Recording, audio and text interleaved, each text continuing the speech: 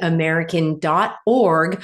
I'm streaming live, and today is August 12th. It's 2024, and we are just a few days out from the 1-year anniversary of the horrible inflicted fire that happened in Lahaina. So let me cue this up for you here. I've got some information that I want to share with you. We are going to look at really the anomalies kind of as an anniversary retrospective.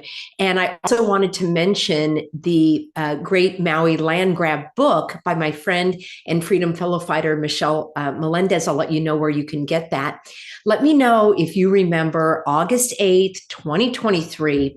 Of course, 8-8, and we know that those numbers probably are significant for the evildoers. There are so many horrible things. I really don't like to dredge up the past so much, but many of you were asking for more coverage on this. So here's what I want to do first is just thank the sponsor of today's show, and then we'll get right underway. So we're going to hop on over to Noble Gold. This has been a longtime sponsor. I'm grateful for my sponsors. Because that is how I'm able to bring you this information at no charge to you. So in a world of economic uncertainty, safeguarding your retirement savings is more important than ever. Gold, of course, is a trusted store of value, providing stability for centuries through countless market cycles. So with a gold IRA from Noble Gold Investments, you can protect your financial future with the enduring power of precious metals. Do not let the election volatility erode your hard-earned nest egg. Why don't you cast your vote for the timeless safety of gold and silver in 2024? For my Trump fans, I want to share with you this promotion where you can get 10 1-ounce silver coins, or if you prefer not to get the Trump coins, you can get this incredible 10-ounce silver American flag bar with your qualifying account. Noble Gold Investments is your partner in financial peace of mind for 2024. Of course, there's always a risk of investment. There's no guarantee of any kind, but get your questions answered by the experts at 877-646-5347. Hey, do you think they'll put my picture up there one of these days? We'll see. All right, here we go, friends. We are talking about the anniversary of the inflicted trauma and tragedy there in Lahaina. And what I did is, over the many months following this, I have, oh my gosh, dozens of videos here on my YouTube channel. And if you go to The Healthy American on YouTube, you can actually click on the playlist. And this is a great way of getting information. So click under playlist, and then you'll see that I have one all about where is the Maui fire. Here we are. Fires. And then I think I have just the Maui fires as well. So I've got, I think YouTube is probably hiding it here. We'll go. Did I miss it? I've got, here it is, Maui fires, 59 videos. All right. And you can see that all of these that you can look at. So I talked about the WEFer, Joshi Green Do Deal, as I called him, for all of the shenanigans that he's been pulling out all this time, things that don't add up, the toxic side effects, all of the corruption of the public serpents, the eyewitness footage we looked at, and then lots of questions, why there was no emergency alert, the proof of DEW on Maui, Joshi Green Do Deal trying to blame it on global swarming, all the weird comments that he has that of, taking the land away, not sounding the sirens was intentional. The fall guy was the emergency chief here, and he stepped down from his position, I guess, as a way to try to make people feel like, oh, it was his fault. And then more bizarre remarks and gestures from these evildoers. The emergency director was absent for days. The fire chief was missing. Why was there an emergency declared 3 weeks before the Maui fire in terms of housing? And then all of the shenanigans and hogwashing and the bamboozling of the FEMA officials, how to cope with witnessing tragedy, the hypocrisy of DNA. They were trying to collect the DNA. It's like, you can't even get DNA from human ashes. just lots of things. People had a lot of questions about children. Again, the proof of the Lahaina land grab, the weird obsession with the Band-Aids. Anyway, it goes on and on and on and on and on. And what I wanted to do was just kind of summarize some of the kind of top curiosities or anomalies that the factors and the issues. Let me know in a comment the strange things that you observe that still trouble you. So this is just kind of a laundry list in no particular order. But when we see events like these, and we've seen them in Canada with the Alberta fires in Jasper. And of course, Alberta, Canada is one of those places that was really pushing back against a lot of this government overreach. But it's also true that that area of Edmonton, I mean, it's like 15-minute city galore. They're doing all of, bringing in all of the UN style human settlements, as they call them. And they're doing the same thing in Lahaina. I broke that down and I showed you that in the county of Maui and in the city of Lahaina, on the books was this, and still is, and what they're intending on doing is this transportation corridor, a major transportation corridor where there will be no cars and it will be people walking, and it's their 15-minute city dream. So in order to usher that in, there is a lot of fear and terror that is inflicted upon the unsuspecting population. And when people are traumatized, I mean, think about your own situations in life. My goodness, just losing my animals over the couple of months ago, I was just not thinking clearly. It's difficult to operate when you've had these great losses, and think about these that were intentionally inflicted upon you by the evildoers. That type of fear and terror makes people much more easily manipulated because they have been through such a tremendous loss and upheaval. One of the main factors in all of these fires that we see, in all of the shootings and all of the assassinations and all of the other things that are, promoted in and propagandized and sensationalized for us, one of the main results is to induce a sense of fear and terror.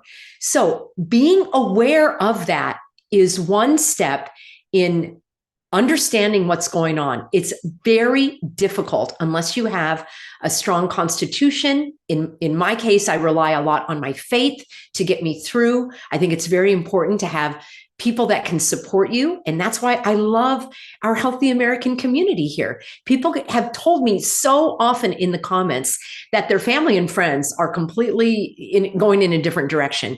But when they come online and they watch the videos and they're a part of the community and they leave comments and they read comments, they know that they're not going crazy. They can be supported by others who can see clearly, who can read between the lies, as I call it. So it's very, very important to have support and to let the emotions recede, and then to go back and revisit some of these situations where you can think a little more clearly. I guarantee if you were to go back and watch some of the early press concerts, as I call them, because they're a performance of these players who actually said, we are playing a role and we're on this stage. They literally used those terms to describe themselves as playing a role. And when you go back and see these performances, you'll be able to say, that doesn't add up. Why is this guy laughing? Why are they joking? Why don't they look traumatized when they're talking about this devastation? You can see it more clearly, literally after the dust settles. So another factor that's included, we saw it in Maui, we've seen it in California, Canada, other places where these heinous events are being inflicted, and that is confusion. There's always different stories. We were told in Lahaina that, no, the roads were open, even though we have eyewitness footage of the police telling people that they had to go back into the line of fire. We have, that's called evidence. Evidence includes facts that comport with reality that can be proven. All right, I'm getting a little bit on a rant here on a Monday. And this is gaslighting, telling people that things that they've seen with their own eyes that is not true. Well, that's not true. So the confusion is a very powerful tool in the arsenal of these evildoers. We heard that the firefighters were sent on the scene, and then we were heard that they were told to stand down.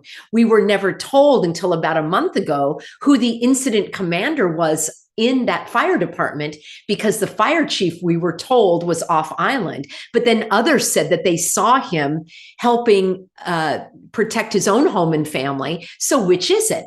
There's so many confusing, conflicting stories. Now, I will grant you that as news is coming out, that does happen, because not all of the evidence has been gathered. That is why I recommend going back and revisiting. If you're curious about these events, you revisit them and you say, okay, the dust has settled, literally. What are the facts? What is the evidence? What adds up and what doesn't add up? We saw it with the Trump situation. We're told, oh, there was one bang bang guy. Oh no, there were two. Well, I'm skeptical of that as well, because that's another way of distracting and deflecting and creating more confusion and more conflicting stories. I operate on facts and on evidence and on reality. And I want to see truth, that's what truth is. It is a reflection of reality. So the confusion builds on that fear and terror. When people are gripped by fear, they can't think clearly, they can't see clearly. They're told by the media, and they're presented images that were particularly selected by the media, along with witnesses that are saying things that they were coached to say in many cases, not 100%. But when you look at it later, you're looking at it going, why are this doesn't add up. Their facial expressions and what they're saying, and none of that stands scrutiny. All right. These events, we can see the ineptitude of the government. All right. They promote that narrative saying, oh, this guy just didn't do a very good job. This Herman Anaya, who was in charge of the emergency department, he just fell down on the job. They have scapegoats. And that's what they did with the FBI and the Department of Homeland Security with, the Trump scenario. Oh, they were just incompetent. Come on, friends, you can see through that. This pointing the finger toward incompetence is such an easy way to get out of the facts and the truth. And people will point at it and say, oh, well, they'll just do better next time. It's a common narrative. We see it again and again. They blame it on the electricity company. They do that in California. Oh, these fires happened because the electricity company didn't cut down all of the trees. Well, if that were the case, we would have nonstop fires, because these wires are wrapped. How can birds sit on wires if it weren't?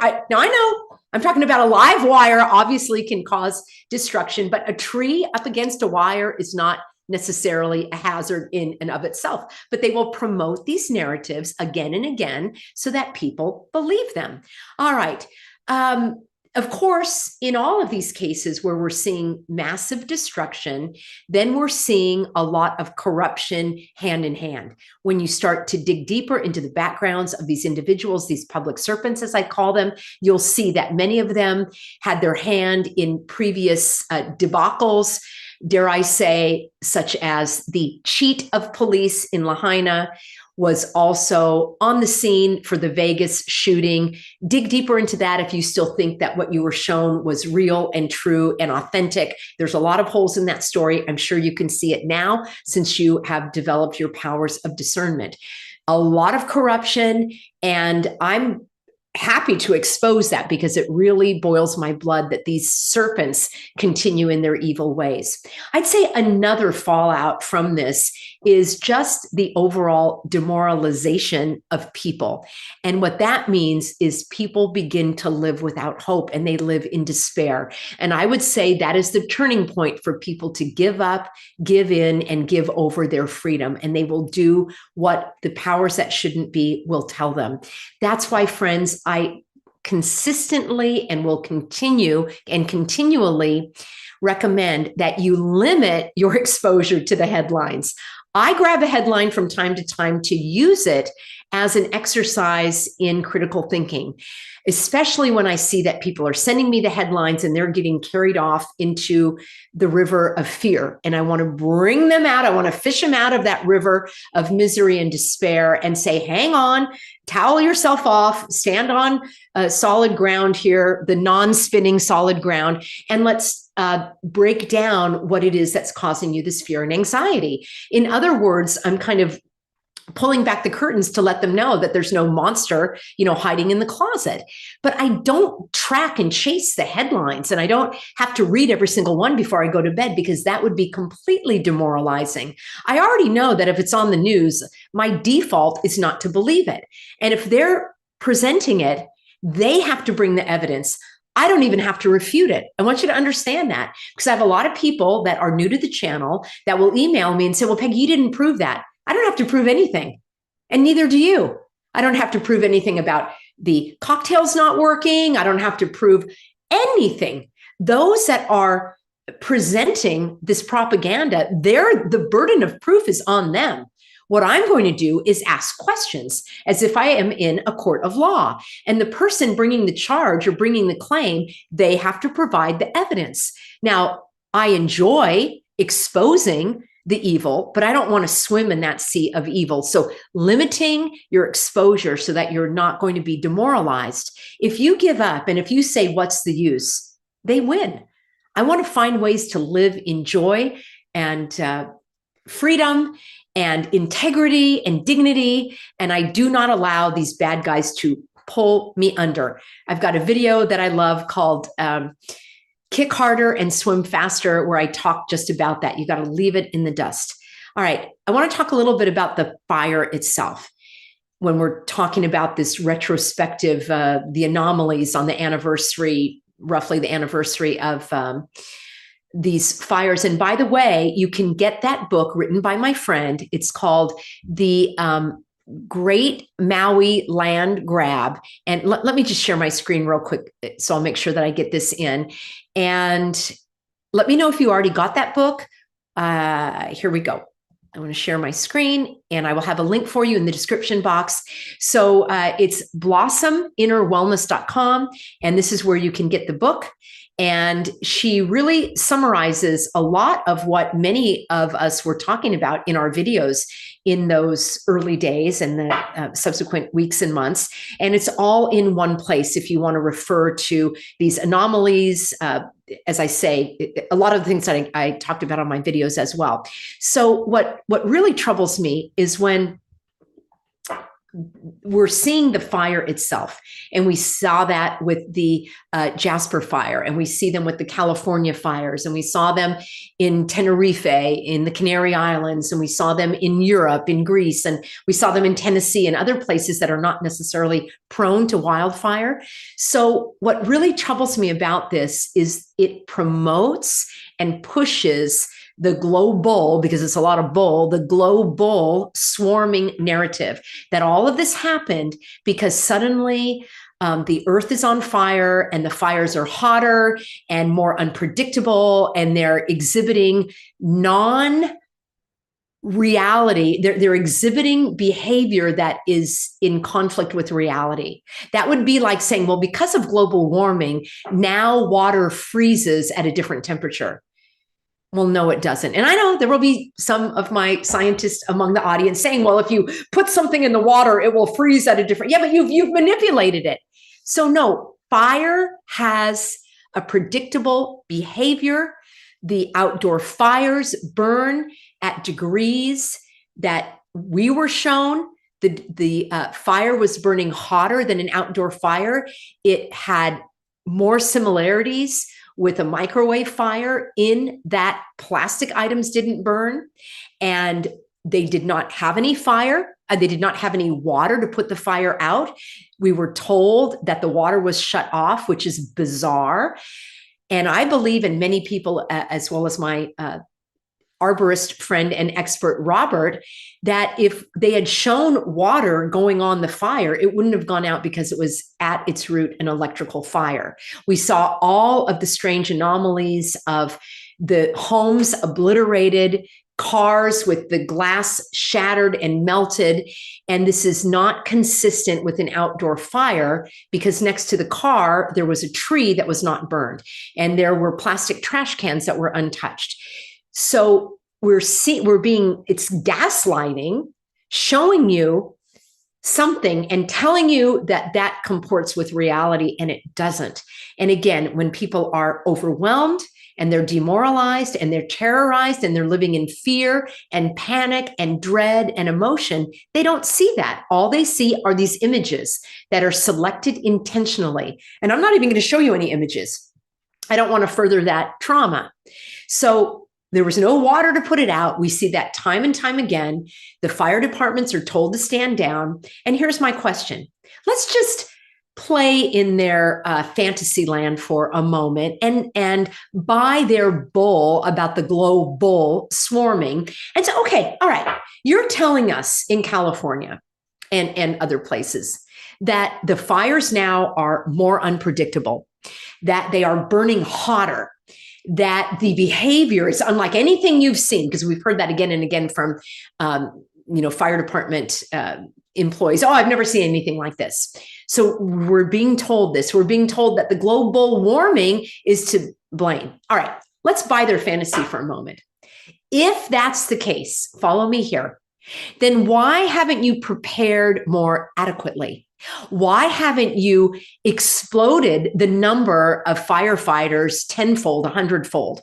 Why isn't there more money being directed in your state toward the fire departments? Why isn't more technology? All right. Why can't AI predict the fires? I'm just playing in their playground right now. You're telling me that drones cannot see when a fire breaks out? You're telling me that there's not more sophisticated ways of getting more water on these fires with more trucks, knowing what you've told us, that you know that the fires are going to be hotter, more out of control, more frequent. There's like fire season is year round. You're telling us this, yet you're asleep at the wheel. You have not prepared with more technology and manpower and resources and money and drones and AI and all of that.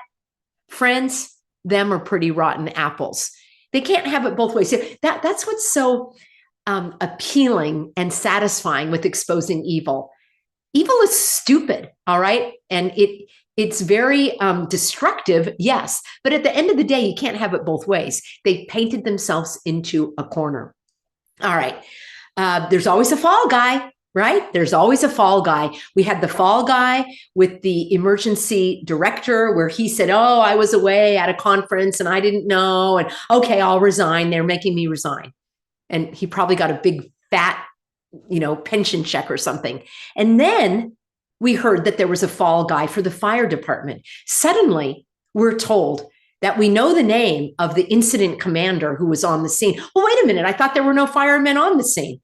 We were told that they all got in the police cars and the policemen took them off the scene. You see, the inconsistencies really show the truth of their lies, their deception. Now we're told that the incident commander is accused of sexual abuse of a minor. Well, why didn't that come out earlier? And there are so many holes in that story, and I covered it in detail in my video, which is on the playlist. The point being, they had another fall guy so that the people that are not able to read between the lies will say, oh, well, that incident commander was a bad guy. That's why they weren't able to put out the fire. It's a little too convenient, wouldn't you say?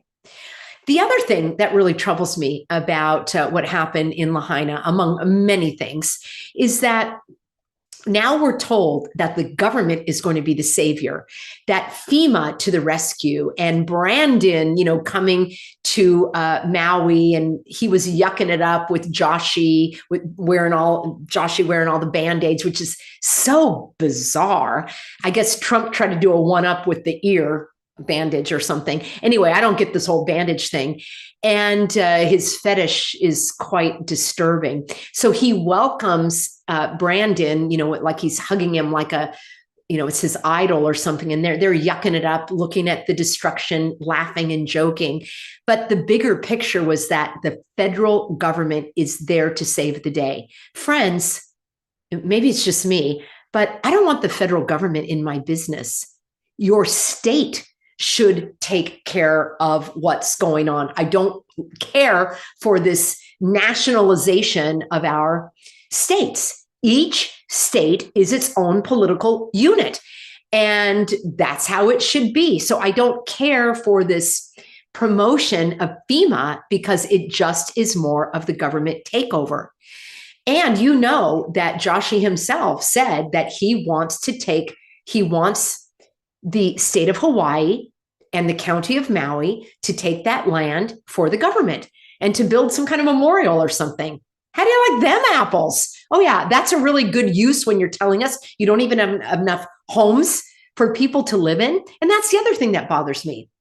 It seems to me that all of this was to really push the native Hawaiians off their land and other immigrants that have come there, because by and large, those that were living in Lahaina was a very working class community. I don't really like to go by classes, but you know what I mean. These were hardworking individuals in the tourism industry, and now suddenly they're gone, and a lot of the native Hawaiians are moving off island. So that really is troubling to me as well. And at the same time that the native Hawaiians are moving out, you've got all the billionaires moving in. You've got the Ofras and the Rock and Zuckerberg and all of the others. Larry Ellis, I think I can't even keep track of all of them that are moving into Hawaii, taking over massive amounts of land. I'd like to know exactly how many of these fire survivors Oprah housed on her properties. How many? Was that zero? Yeah, a big fat zero, I think. Stunning.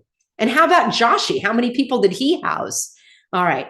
So government takeover of the land. And we know, because it's on the record, they're creating these 15-minute cities to control your movement. That's another part of where this goes.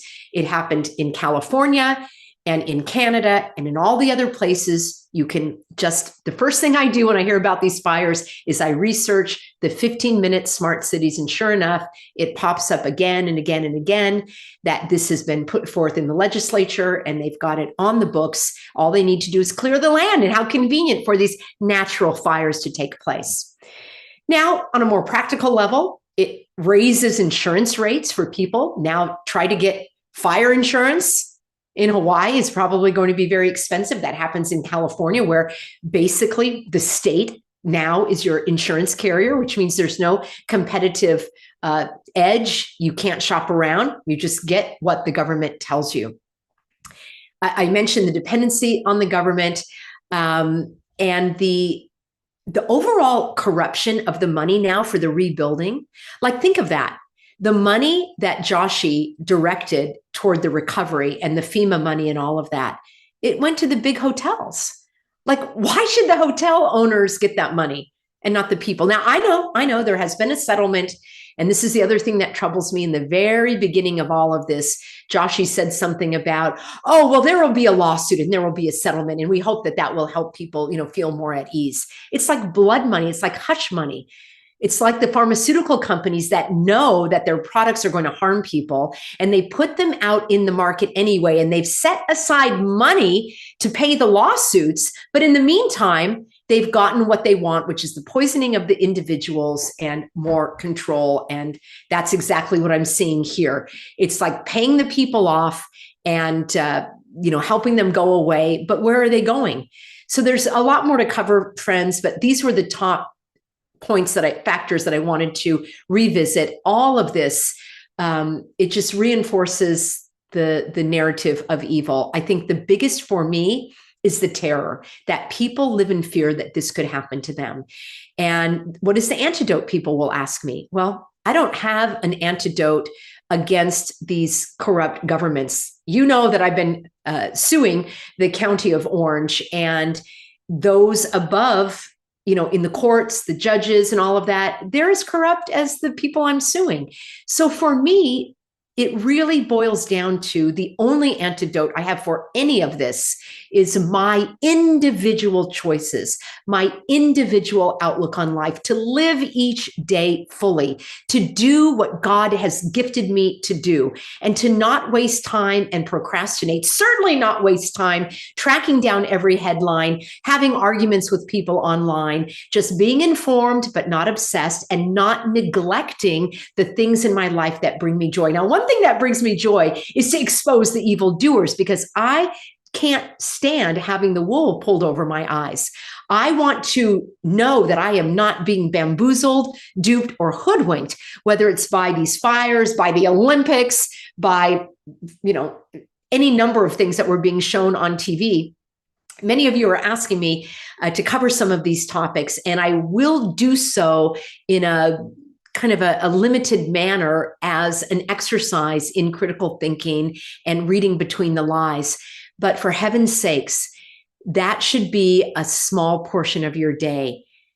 Otherwise, evil wins. So staying informed, not obsessed, not getting in the spin cycle and living in fear and dread, recognizing the fear mongers with, the video headlines that say, this is it. Yeah. It's like, I don't want to have that kind of exposure. So being rational minded and sober minded and living in love, promoting truth and freedom, being a part of our community here, my 3 antidotes really are connection, education, and action, staying connected with like-minded people so you know that you are not being gaslit, right? That there's others that can affirm and validate what you're seeing and your perspective.